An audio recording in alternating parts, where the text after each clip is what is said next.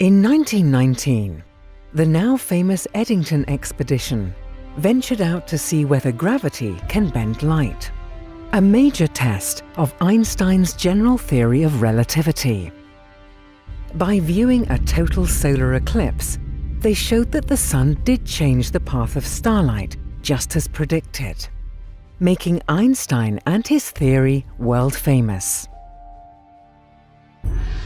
Now, a whole century later, scientists have set out again to even more remote locations scattered across 4 continents. They will once more push the limits of astronomical knowledge, testing the same theory in a way Einstein could never have imagined. Their goal: to take a picture of a black hole, something so ambitious that it seemed impossible. Until now.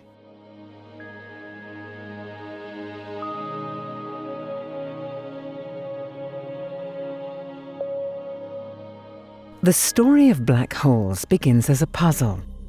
In 1915, Carl Schwarzschild noticed that Einstein's then new general theory of relativity predicted the existence of strange objects, known as singularities. They were places where his new equations describing gravity seemed to go haywire. Inside them was a bizarre place where time stopped and space became infinite. At the time, many scientists, including Einstein, considered them too strange to be worth seriously researching. Over the 100 years since then, however, evidence has piled up indicating that singularities do exist in our universe as black holes. A black hole is the most mysterious object in the universe. It's when matter gets to be in such a small space and it's so dense that the force of gravity prevents even light from escaping. That's a one-way door from our universe. We know they sit at the hearts of galaxies, and they drive how those galaxies grow and how those galaxies die. They swallow gas and stars up. There are also these incredibly enigmatic and mysterious objects that live at the boundary between our 2 great theories of physics, general relativity, which describes gravity, and quantum mechanics, which describes the smallest things in the world. If you want to make a test of the fundamental theories of the universe, you want to go to the most extreme laboratories in the universe, and a black hole is that. But observing this most extreme laboratory requires an extreme instrument. The immense gravity of black holes is an obstacle to viewing them directly. No light can escape from them, and they are tiny, crushing huge amounts of matter into small points of darkness.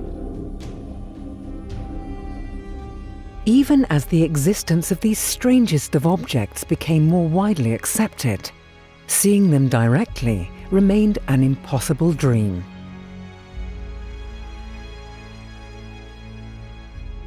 In fact, to achieve the necessary resolution to see black holes directly, a single telescope would need to be the size of planet Earth, clearly too large to be feasible. Instead, astronomers spent decades studying the effects that black holes have on the matter around them. But the dream of getting more concrete evidence of these exotic objects was too tempting to be simply forgotten. We all understand from a mathematical point of view that black holes exist, but to actually see something is a very visceral experience, and I think important for science and also for us to believe in it. In the late 1960s, a new technique changed astronomy. Called very long baseline interferometry, it enabled several telescopes to observe as a team, creating a larger virtual telescope that could overcome constraints on telescope size. As this method spread, it became clear that direct imaging of a black hole was a real possibility. In 2009, the Event Horizon Telescope project, the EHT, was born to pursue this exciting goal. The Event Horizon Telescope collaboration is a collaboration of scientists around the world from many different countries, continents and institutions to make a telescope the size of the Earth, giving us the highest resolution there is that currently is achievable with telescopes of any kind. It was clear from the outset that the EHT would face unique hurdles. But seeing is believing, and the team was dedicated to revealing a black hole for the first time. To create it, 8 telescopes across the world were linked together. ESO plays a key role in 2 of these telescopes, both located on the Chacnantor Plateau in Chile.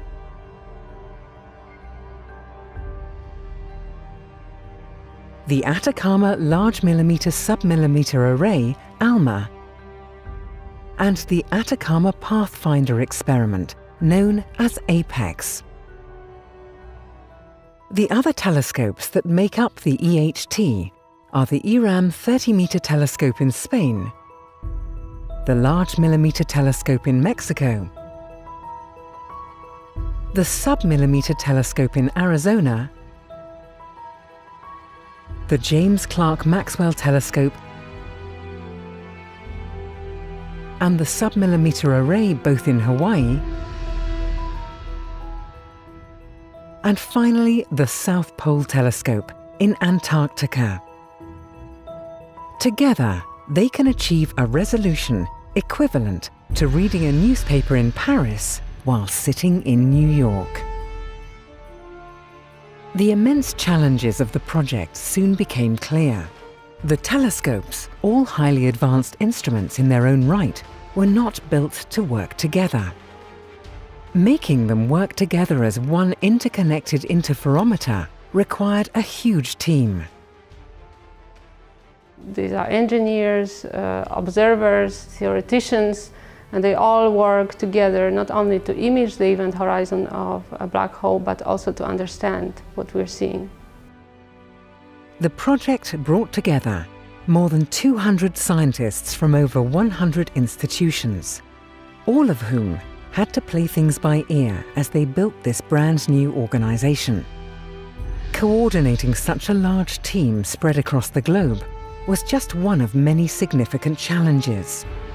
With a project that sets new benchmarks for human ingenuity, there is plenty of scope for things to go wrong.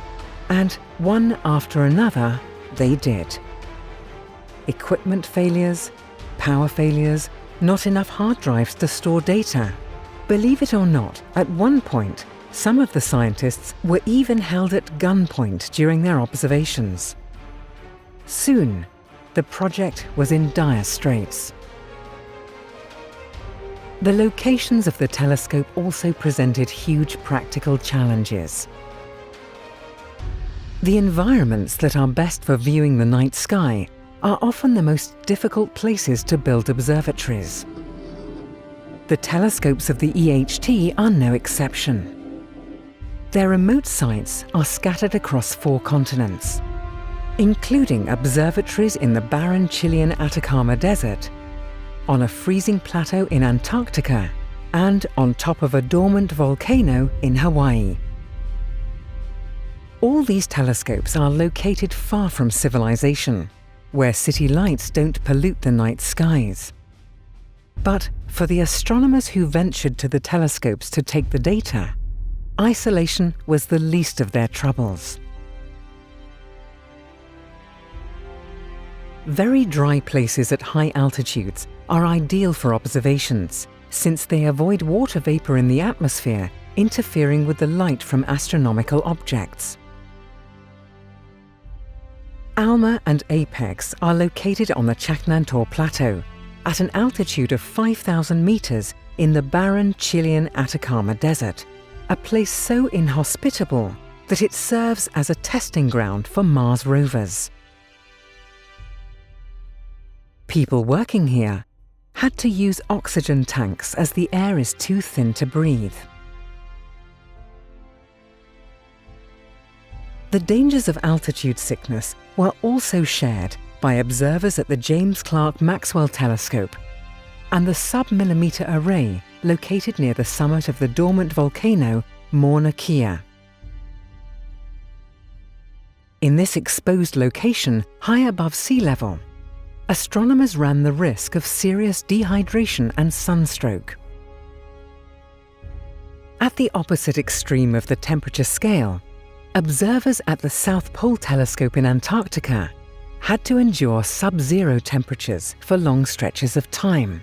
Here, there were unique challenges. In winter, the sun never rises above the horizon, creating a single night that lasts for months. Wonderful for the telescopes, but it takes a psychological toll on humans. Sleepless nights were spent working in these hostile regions. After almost a decade of preparation, the EHT was finally ready to use all 8 telescopes as one instrument. On the 5th of April 2017, the EHT was for the first time aimed at the chosen target, M87 star, the black hole in the center of the enormous galaxy Messier 87, about 55 million light-years from Earth. Attempting to peer into the dark heart of a galaxy tens of millions of light-years away might seem like a strange choice. There are many black holes closer to home. But M87 star was carefully selected. It had 2 big advantages. It's one of the biggest black holes known, giving the astronomers a better chance of seeing it than smaller black holes in our neighborhood, and isn't too far north or south in the sky. Crucial if telescopes all over the world have to observe it at the same time. When those sleepless nights of observation ended, a new phase of work began. In order to find out what they'd seen, the scientists had to painstakingly combine and analyze the data. 2 computation centers, one in Europe and one in the US, combined a staggering quantity of data, about 350 terabytes per day from each telescope. The data had to be synchronized by atomic clocks, so precise that they lose only 1 second every 10 million years, and then transported on specialized helium-filled hard drives. Hand-carrying this precious cargo might seem like a low-tech solution, but the drives contained so much data that moving them by hand was, at times, the fastest data transmission in history. After countless hours of work on the data, an image began to take shape. This image would tell hundreds of scientists whether decades of work had attained the unattainable or had been in vain. Although black holes themselves are completely dark, they influence the path of photons traveling in their vicinity and leave an unmistakable signature on the light from the accretion disk surrounding the black hole, a large disk of matter gradually spiraling in towards its host. The infalling matter becomes very concentrated, causing friction to heat it to form a glowing plasma. The path of the light emitted by this glowing gas is determined by the black hole. The light passing close by it is bent by the enormous gravity skirting the edges, but light passing too close is captured, never to escape. Seen from Earth with radio telescopes, these effects manifest themselves as the shadow of a black hole.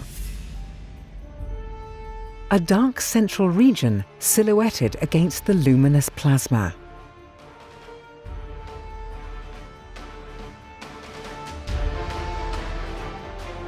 After 2 years of painstaking calculations, the image was finally ready.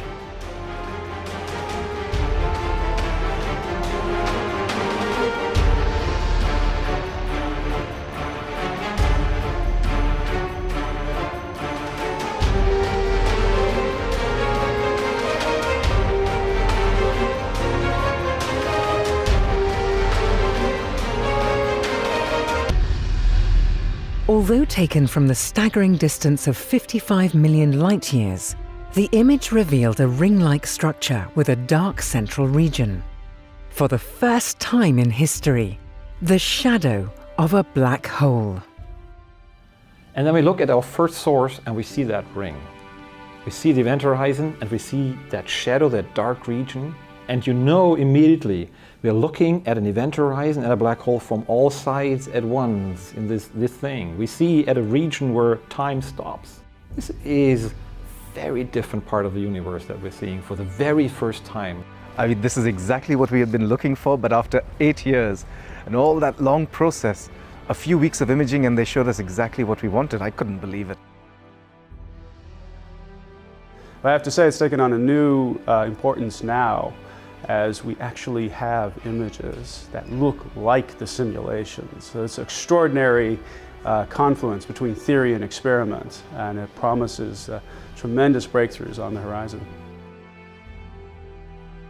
This historic achievement is a major milestone in our evolving understanding of the universe, and also sets a new precedent for global collaboration in scientific research. One of the most uplifting things for me is the team that we've built and the fact that we're doing something that people have told us was impossible. And when you, at the end of the day, do something that people tell you you can't do, it's an incredible feeling. And I think the whole team is very, very proud that we've accomplished something like this. It's not just for us, it's for everyone.